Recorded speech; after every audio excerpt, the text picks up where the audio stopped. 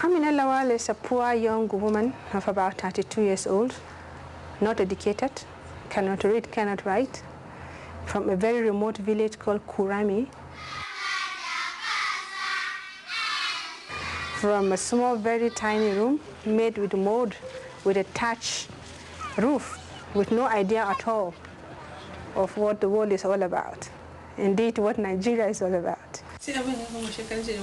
A woman who until January of last year, when her daughter was born, had never heard of a law called Sharia. And then all of a sudden, she was taken to court. She had no lawyer. She has nobody that understands to explain to her what was happening. She was allegedly charged for an offense of adultery. Of course, she may not have ever heard of what they are talking about. She was brought to court on an allegation that she is pregnant, and because she doesn't have a husband, she has committed adultery. So this is the story of Amina Lawal in the trial court record. Put on trial for having a child out of wedlock, convicted by an Islamic court, and sentenced to be buried up to her waist and slowly stoned to death, an ancient form of execution that in the modern Nigeria has not been carried out yet. I am at ease with whatever will come at the trial, because it is all in God's hands.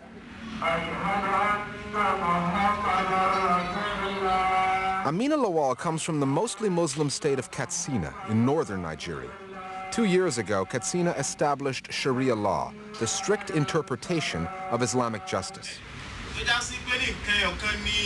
For years, Nigeria has been infested with crime and corruption, and many Muslims see Sharia as the best cure for that.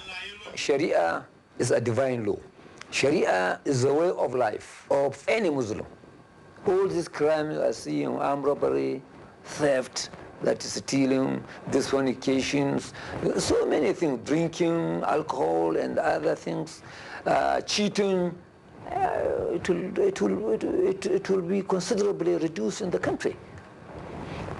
So that's why people, Muslims, are ready to be governed by Islamic law. Allahu Akbar. Amina Lawal was taken from her home by a vigilante gang like this one.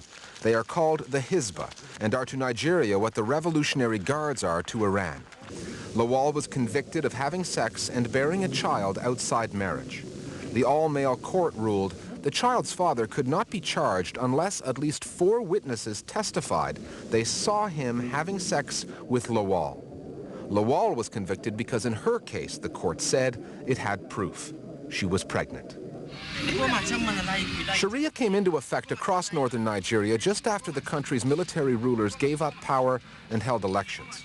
Christians in the north rioted and demanded that their new civilian federal government stop Muslim states from making Sharia the law. But this is a young, fragile democracy. 130 million people, 250 ethnic groups. Not easy to govern. 1 out of every 2 votes in Nigeria is cast by a Muslim. In the north, Bin Laden T-shirts and bumper stickers are not uncommon. This one says, God is with the one who speaks the truth. Nigeria's president, Olusegun Obasanjo, is a Christian who is reluctant to lock horns with Islamists. And he needs the support from the states in the north to control the country, and also the army. So what's his game then? So what's his strategy? His strategy is, I want to please the world by saying I'm against the Sharia law, but they should understand that I cannot do anything about that because it is a federal state and different states really have the power to introduce their own legislation. And that if I did try to do something... If I did try to do something, Nigeria would become a much problematic place to be and a very difficult place to rule and to govern. Obasanjo allows 12 Muslim states in the north to have Sharia law, where the 2 Nigerias, old and new, routinely collide in court. A lawyer wears a wig, an old and slightly worn-out relic of Nigeria's colonial ties to Britain. But the judges are wearing turbans, and they control the court. For Muhammad Lawal Issa, convicted of stealing 9 bicycles, Quranic justice means having a hand amputated and bearing the scars for all to see. Lesser crimes are punished with public floggings, some of which are designed as much for humiliation as for pain. But no case has attracted attention like Amina Lawal's. Late last year, some contestants in the Miss World Beauty pageant in Nigeria boycotted the event to show solidarity with Lawal. The public debate that followed descended into violence. Hundreds were killed in fighting between Muslims and Christians. The entire pageant fled to Britain. President Obasanjo has said he would weep for Amina Lawal and for Nigeria if the death sentence were carried out. He has the power to grant a presidential pardon, but he hopes he won't have to intervene. Obasanjo would prefer to see Muslim appeal courts reverse Lawal's conviction for the sake of social peace. Should Lawal's life be spared, that will make headlines, but it will do nothing for other lesser-known Nigerians who have also run afoul of religious courts. We have 5 cases of people awaiting death penalty under Sharia penal legislation, 3 of which are for sexual-related crimes in different states.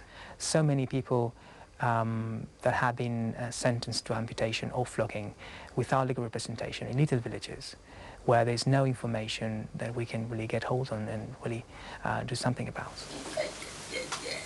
Amina Lawal's daughter is named Wasila. She is too young to understand that her existence has meant a death sentence for her mother. Sometimes I worry about my child, but then I know it is God who will take care of her. However, the Sharia court is not without mercy. It ruled Amina Lawal cannot be put to death until next year, when she has weaned her daughter. This is Richard Gisbert for Nightline in London.